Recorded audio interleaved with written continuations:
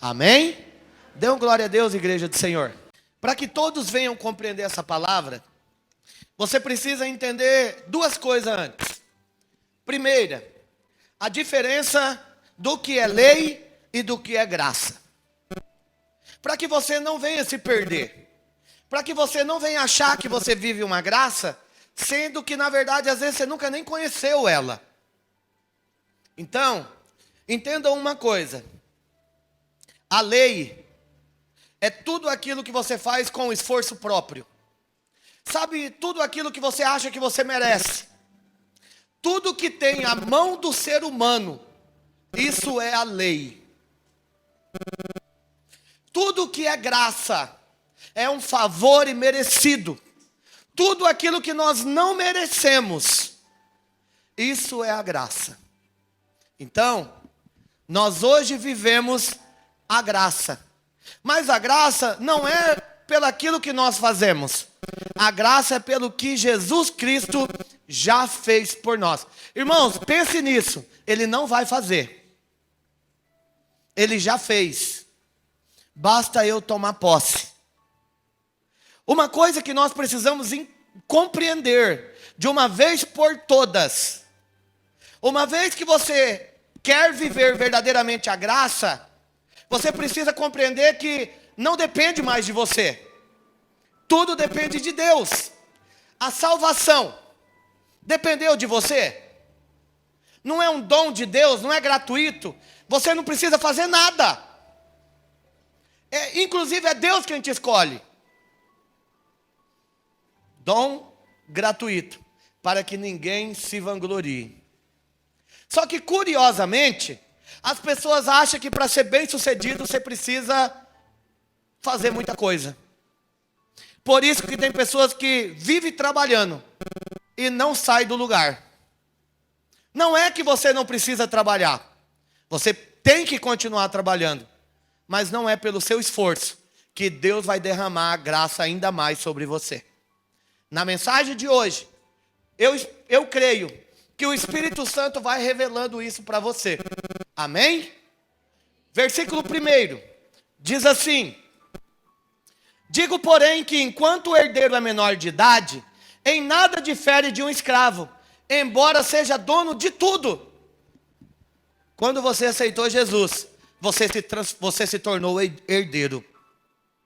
Agora, você tem uma herança. Só que na nossa cabeça, a herança, ela é algo muito distante de nós. Por quê? Muitos irmãos acreditam que essa herança é só na eternidade. Na eternidade, irmão, verdadeiramente é uma herança. Mas quando o Senhor fala de uma herança, Ele está falando de uma herança em todas as áreas. Para você ter uma ideia, se Deus é capaz, através de Jesus, ressuscitar mortos, tem algo que Ele não possa fazer por nós? Então por que nós limitamos o poder de Deus? Por que nós insistimos em pedir para Ele nos abençoar ainda, sabendo que nós já somos abençoados? Inconscientemente, quando você pega e fala assim na sua oração: Senhor, abençoa a minha vida. Sabe o que você está falando? Que você não é abençoado. E aí você está anulando a palavra de Deus. Lá em Efésios capítulo 1, versículo 3. Diz assim, ó: bendito seja o Deus e o Pai do nosso Senhor Jesus Cristo, que nos abençoou com todas, irmão, não é algumas. Vocês sabem o que é todas? É todas. Todas as bênçãos espirituais nas regiões celestiais em Cristo. Então, você não vai ser próspero. Você já é. Mas você precisa tomar posse. Você não vai ser uma pessoa rico em saúde. Você já é. Só que aí dá uma dor no teu pé, você acha que você está doente. E aí, entra uma coisa no nosso meio, irmãos, que nós ainda não conseguimos lidar com isso. A nossa mente. Porque a palavra diz assim, ó. Cri, por isso falei. Se você não acha que você é abençoado, então quando você estiver doente, você acha que não vai ser curado. E aí você rompe com Isaías 53:4, que diz assim, ó. Verdadeiramente levou sobre si todas as nossas dores, todas as nossas enfermidades. O castigo que estava sobre nós, Ele levou. Mas sabe o que acontece? Eu não acredito. E aí, eu escuto pessoas falar bem assim para mim, pastor, ora por mim. Ou melhor, ora pela minha depressão. Olha o que ele já está falando, que a depressão já é dele. Pastor, ora pela minha ansiedade. Olha o que ele está declarando, que a ansiedade já é dele. Irmãos, acredite, o diabo ele quer nos enganar a todo tempo. Então ele colocou na nossa mente que nós não somos vencedores. E aí ele coloca situações para que então nós possamos fazer o quê? Olhar para ela, em vez de olhar para Cristo. Sabe, essa semana,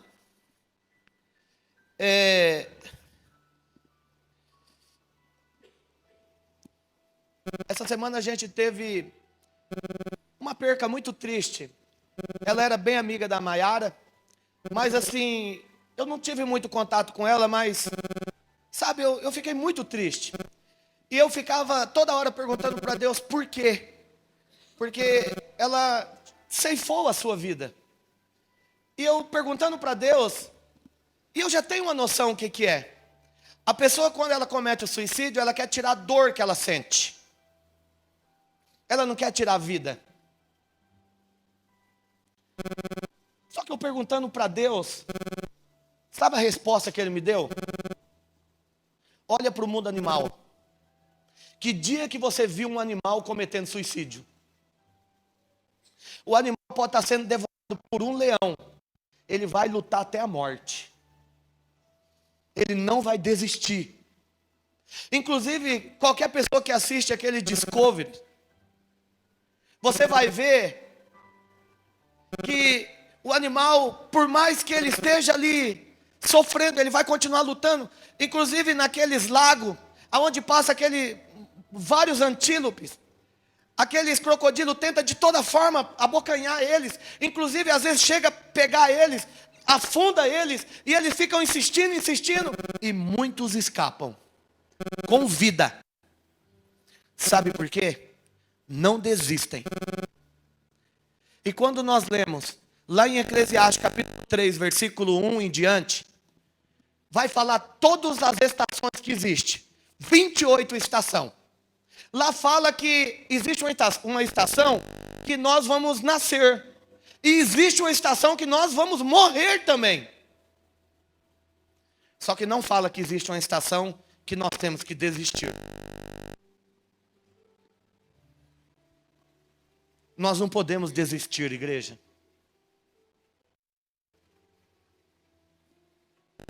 E então fica aqui uma dica para todos nós. Nunca vamos desistir dos outros, irmãos.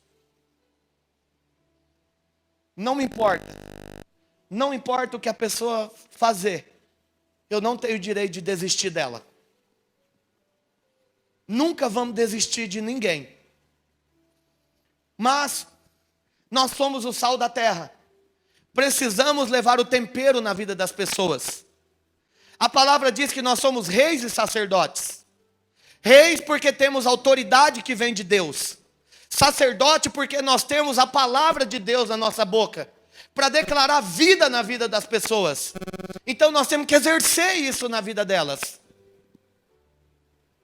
E no versículo 2 de Gálatas 4, ele vai dizer assim: No entanto, ele está sujeito a guardiões e administradores até o tempo determinado por seu pai. Então, enquanto você é criança, menino na fé, você precisa de alguém para ajudar você a crescer. Porque você é uma criança na fé. Porque você ainda não sabe o que é viver a graça. Porque os Gálatas, eles estavam vivendo uma graça misturada. Eles ora estavam na graça, ora estavam na lei. Ora estava na lei, ora estava na graça. Por quê? Porque eles não conseguiam compreender. E curiosamente, é muito parecido com os dias de hoje. Sabe por quê? Louvor de hoje. Quem já pisou no Santo dos Santos, consegue viver em outro lugar? Então você nunca pode pensar em viver em outro lugar que não seja em Cristo. Outro louvor também de hoje. No altar de adoração, Deus seja sempre exaltado. Amém? Aonde é o altar de adoração, irmãos? Aonde é o altar de adoração hoje? É dentro de você. Não é aqui dentro da igreja, não. Isso aqui é uma casa de adoração. Mas dentro de você é o altar do Senhor. Ele habita aí dentro de você.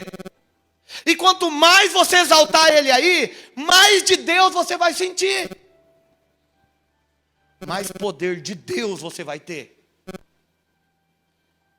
E não adianta você querer buscar coisas fora, sendo que tudo que você precisa está aí dentro. O altar do Senhor está aí dentro. Lembra quando Elias, ele desafia os 400, mais de 400 profetas de Baal. Ele lança o desafio falando assim: vamos pegar e vamos colocar uma lenha, e cada um vai orar. Aquele que o fogo do céu cair, esse verdadeiramente vai ser adorado. E os profetas de Baal começam a adorar, começam a clamar, e começa a mover ali os rituais deles, começa a se sacrificar, começa a se cortar, começam ali a fazer coisas horrorosas. E Elias começa a falar: será que o Deus de vocês está dormindo? Será que porventura ele está passeando? Que ele não consegue ouvir vocês? Então, quando chega a vez de Elias, preste bem atenção no que ele faz. A primeira coisa que ele faz é restaurar o altar. Ele levanta 12 pedras. Dentro dessas 12 pedras, em cima, ele coloca a lenha. E ele pede: me traz água. Molha a lenha. Pede mais água. Molha novamente a lenha. Pede de novo mais água. A Bíblia diz que chegou a ficar encharcado o solo. E na hora que ele ora, no mesmo instante, o fogo caiu do céu. Sabe o que essa palavra serve para mim e para você nos dias de hoje? Que quando nós orarmos e o nosso altar, que é o Espírito de Deus dentro de nós, estiver cheio, irmãos, o nosso altar, o altar do Senhor estiver verdadeiramente no lugar certinho em nós, o fogo do céu vai cair na hora. A sua oração vai ser respondida na hora.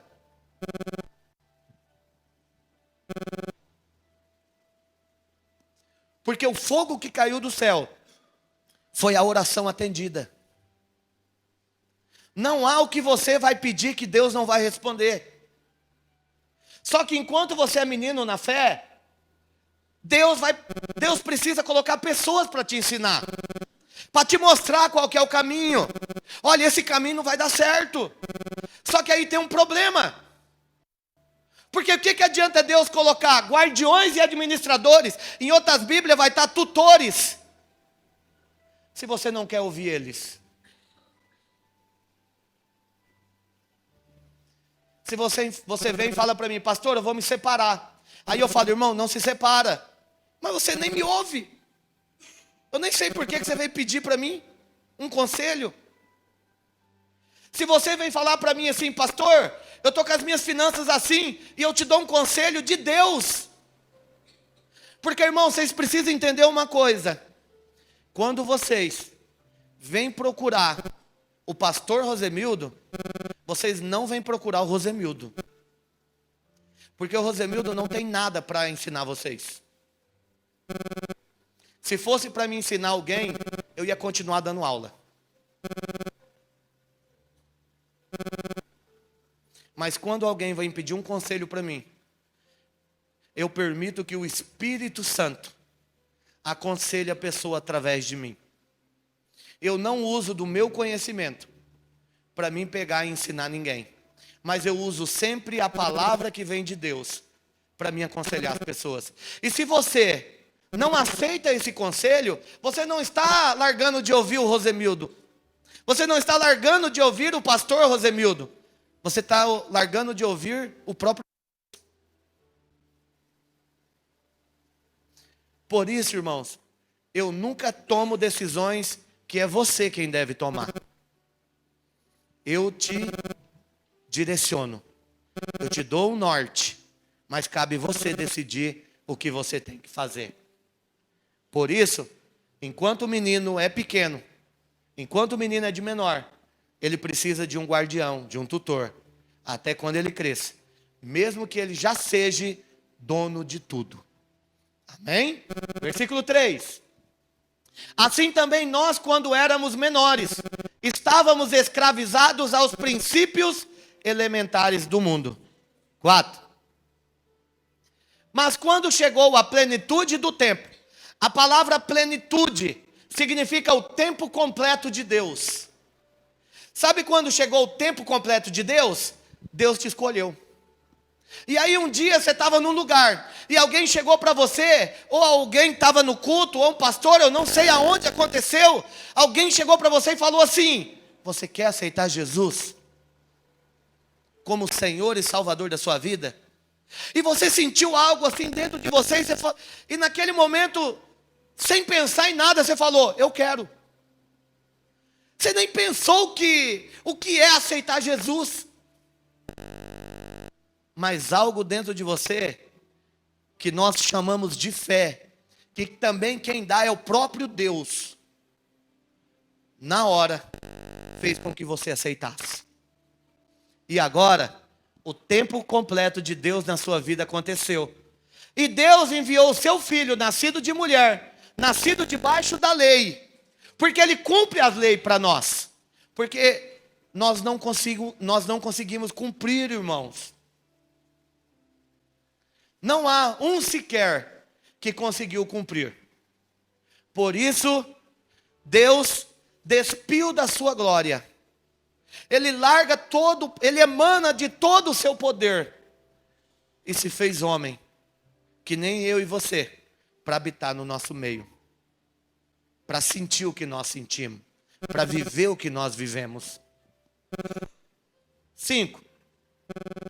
A fim de redimir os que estavam sob a lei, para que recebemos a adoção de filhos. E porque vocês são filhos, Deus enviou o Espírito de seu Filho ao coração de vocês. E Ele clama, Abba, Pai. Você agora, aceitando Ele como Senhor e Salvador da sua vida, você pode chamar Ele de Pai. Quando você vai ler lá no livro de Êxodo, você vai ver que Deus escolheu um povo para se chamar de meu povo. Presta bem atenção o contexto. Deus escolheu um povo, não foi o povo que escolheu Deus. E Deus escolhendo esse povo, Ele permite que este povo também venha a ser o seu povo. Possa chamar Ele de Deus. Velho Testamento. Mesmo no Velho Testamento, Ele também permite ser chamado de Senhor. Então no Velho Testamento você vai ver essas duas palavras, Deus e Senhor. Deus é algo distante. Senhor, alguém que já cuida da sua vida. Mas no Novo Testamento, Agora, através de Jesus, Ele está falando que você agora pode chamar Ele de Pai. Irmão, você anda por aí chamando os outros de Pai? Você só chama as pessoas de Pai quando você tem um alto nível de intimidade. Por exemplo, pessoas, por exemplo, que são criadas pelos pais, são criadas, por exemplo, por padrasto, desde bebezinho. Normalmente ele vai chamar ou mãe. Quando nós aceitamos o Senhor como suficiente Salvador da nossa vida, Ele permite que nós agora chamamos Ele de Pai. Sabe o que significa? Que na minha oração, eu não preciso falar, Deus, agora o Senhor cuida de mim. Agora eu posso falar, Pai, cuida do teu filho. Presta atenção, como que fica a intimidade entre você e Deus agora? Meu Pai, Paizinho, Papai do céu. Olha Jesus, a oração do Pai Nosso. Pai nosso que estás no céu. Olha como que ele começa se referindo a Deus. Como Pai. Em outros textos ele vai replicar isso. Ele também vai falar, Pai,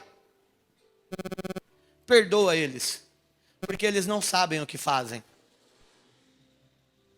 Também se referindo a nós. Também em outras palavras ele vai falar, eu vim para cumprir a vontade do meu Pai, e não para fazer a minha vontade. Ele sempre tratou Deus como Pai, e nós mesma forma. Irmãos, quando nós formos orar, tenha mais intimidade com Deus, a ponto de você chamar Ele agora de Pai. Porque agora você pode chamar Ele de Pai, por causa de Jesus. Amém? Versículo 7. Assim você já não é mais escravo, mas filho. E por ser filho, Deus também o tornou herdeiro. Então você não é herdeiro pelaquilo que você fez ou você vai fazer. Eu já sei, agora eu vou mudar o meu comportamento. Eu vou ser bonzinho. Assim eu vou ser herdeiro. Não é pelo seu comportamento. É pelo aquilo que Jesus já fez por nós. Ele não vai fazer. Ele já fez. A mesma forma, Ele não morreu na cruz do Calvário por nós?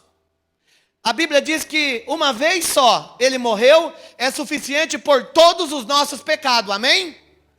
Amém mesmo? Então quando você ora, você não fica pedindo mais perdão para Ele, né? É isso, né? Porque se você insiste em ficar pedindo perdão para Ele, é porque você acha que Ele ainda não te perdoou. Mas a Bíblia diz, uma vez só, foi suficiente. Ele é o Cordeiro de Deus, imolado por nós. Uma vez só, irmão, o Cordeiro perfeito. Por isso, por Ele, nós já somos herdeiros. Antes, quando vocês não conheciam a Deus, eram escravos daqueles que por natureza não são deuses. Por exemplo, antes de você aceitar Jesus, a Bíblia diz que você era escravo. Então eu vou tentar explicar de uma forma aqui bem simples, usando um exemplo de um pastor da nossa igreja, o pastor Humberto. Hoje o pastor Humberto está em Londrina, mas usando um exemplo dele. O pastor Humberto, quando ele se converteu, ele ainda não era pastor. Um certo dia ele chegou num bar que ele frequentava, e chegou lá, estava lá os os amigos dele. E os amigos dele eram os amigos que bebiam muito com ele. E esses amigos continuavam ainda na mesma jornada. E aí os amigos dele chegou e falou, ih, pastor Humberto, agora você não pode beber mais. E ele fala, mas por que eu não posso? É porque a sua igreja não permite. Olha, mas quem disse? Não, porque eu sei que crente não pode beber, é pecado. E outra, se o pastor descobrir, ele te expulsa da igreja. Aí ele falou assim, olha, eu acho que vocês estão entendendo errado. Eu não sou proibido de beber. E a Bíblia não diz que é pecado eu beber também. Agora existe uma diferença muito grande entre eu e você. Eu posso beber. E eu posso falar que nunca mais eu vou beber. Diferente de você que é escravo. Você não vai parar de beber. Quer ver? Ele pega e pede para o dono da lanchonete: abre 2 cervejas. O cara foi e abriu. Ele falou assim: ó, eu vou beber essa cerveja com você. E eu vou falar que nunca mais eu vou beber. E a partir de hoje eu nunca mais vou beber cerveja mais. Só que eu gostaria que você bebesse essa também e falasse que nunca mais você vai beber também. Aí ele falou assim: eu não vou parar de beber. Aí ele falou assim: qual de nós dois é o escravo? Qual de nós dois que não pode pegar e fazer as coisas? Irmãos, o que eu estou querendo dizer para você? É você quem decide a sua vida. Você é livre. Uma vez que você aceitou Jesus, você não é mais escravo. A decisão é sua. Mas tem uma coisa que eu quero que você entenda. Quando você aceitou Jesus e decidiu nascer de novo, se você roubava 10 galinhas, eu escuto pessoas falar assim: agora eu vou roubar só 9, ou eu vou roubar só 7, e eu vou diminuindo aos poucos. Isso não é mudança de vida. Se você bebia uma caixa de cerveja, e você quer todos os dias continuar bebendo 1, 2, 3, e você achar que isso é mudança de vida, eu vou falar: isso não é mudança de vida. Se você tinha 2, 3 amantes, e agora você fala assim: não, eu agora vou ter só uma amante, isso não é mudança de vida. Sabe o que é mudança de vida? É quando você fala assim: ó, eu era ladrão, mas a partir de hoje eu não vou roubar mais. Ô pastor, e se eu algum dia não conseguir, e eu cair ainda na cilada? Por exemplo, eu fiquei 30, 60 dias sem beber, mas teve um dia eu fui lá e eu caí. Levanta, meu irmão. Você errou que nem eu erro. A diferença é que você errou naquilo que te faz mal, e eu tenho errado naquilo que também me faz mal. Todos nós erramos. Só muda a forma, mas o contexto é o mesmo. Pecado é pecado, irmãos. Não existe quem mente mais, quem mente menos. Quem mente, mente. O que nós precisamos compreender? Nós não somos mais escravos. A minha mente precisa ser mudada. Eu não posso continuar andando no padrão do mundo. Versículo 9. Mas agora, conhecendo a Deus, ou melhor, sendo por Ele conhecidos, como é que estão voltando àqueles mesmos princípios elementares, fracos e sem poder? Querem ser escravizados por eles outra vez? Sabe aquelas pessoas que vêm, aceita Jesus, tem uma nova chance, vai lá no encontro com Deus, vem de lá cheio do poder de Deus. Uma semana depois, volta a fazer as mesmas coisas. Sabe por que ele voltou a fazer as mesmas coisas? Porque ele gosta daquilo. Não é porque Deus não pode mudar ele. Ele gosta. E ele não quer abandonar. Hoje eu fiquei numa festa a tarde inteira. Irmão, tinha tantas coisas lá que eu nem sei te falar o que tinha. Não senti vontade nenhuma de voltar a fazer o que eu fazia antes. Eu me senti livre. Livre. Porque hoje eu decido o que eu quero. Antes, um dia que nem hoje, 1h dessa, eu não estaria aqui não. Eu já estaria embriagado. Se bobear, eu já tinha xingado a Adma, já brigado. Eu queria tudo, menos voltar para casa. Porque depois que você toma uma, você fica valente. Você cria força da onde você não tem. Sabe, irmãos? Nós somos livres. Você hoje pode escolher. E Paulo, ele lá em Romanos, ele fala assim: aonde abundou o pecado, superabundou a graça. Mas não quer dizer que nós temos que viver no pecado.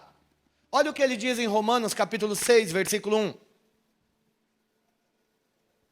Romanos capítulo 6, versículo 1. O que diremos então?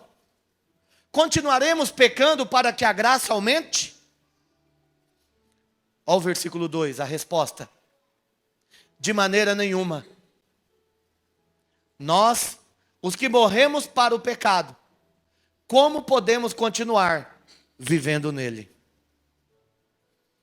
Quando nós aceitamos Jesus, morremos para o pecado.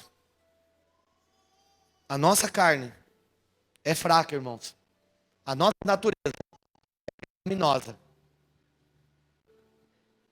Sabe? Quando eu levanto de manhã, eu peço para Deus assim: Senhor, que hoje eu venha só fazer a sua vontade. Me livra eu das coisas ruins. Mas às vezes, irmãos, eu faço coisas que eu não deveria fazer. Igualmente a pessoa que sai de manhã com o carro, e a hora que ele anda ali 100 metros, 200 metros, ele bate o carro ou fura um pneu. Ele saiu da casa dele querendo que o pneu furasse, querendo bater em alguém. O pecado na nossa vida tem que ser parecido. Você não pode levantar de manhã saindo com a intenção de pecar. Mas se porventura acontecer, não é porque você quis. Isso é você viver a graça. É você ter na sua cabeça que o Senhor é suficiente para você. Que Ele vai te dar tudo o que você precisa. Irmãos, sabe, creia cegamente nisso. Tudo o que você precisa está em Deus. Você não precisa ir buscar em lugar nenhum. Tudo o que você precisa está em Deus. Você só precisa dEle. Se aproxime mais dEle. Fale mais com Ele. Converse mais com Ele. Clame mais Ele. E vocês vão ver como que a vida de vocês vai mudar. Sabe? Hoje, eu tenho compreendido um pouco mais que o Senhor não precisa de mim para nada. E tudo o que eu posso fazer é só emprestar o meu corpo. E eu emprestando o meu corpo, Ele sempre arruma um jeito de nos recompensar. Ainda nessa vida. Isso é viver um favor que nós não merecemos. Sabe, é você estar andando num lugar e de repente você recebeu uma ligação. E essa ligação ser uma notícia boa. Sabe, é você estar fazendo coisas para as pessoas. E de repente aquelas pessoas vêm conversar com você. E a hora que ela falar com você, for coisas boas. Coisas que vêm de Deus, coisas que te alegram. Quando você empresta. Assim como Pedro emprestou o barco, Deus sempre vai recompensar. Porque Deus não fica devendo para ninguém, irmãos. Então que a partir de hoje, nós possamos compreender que a graça do Senhor é Jesus Cristo. Ele está em nós. Tudo o que nós precisamos já está em nós. O que nós precisamos fazer é entender que enquanto nós formos menino, Ele vai colocar tutores para cuidar de nós. Para quando nós nos tornarmos maduros na fé, nós vamos ser tutores de alguém. Amém? Essa foi a palavra que o Senhor colocou no meu coração para passar para a igreja. Em nome de Jesus. Amém.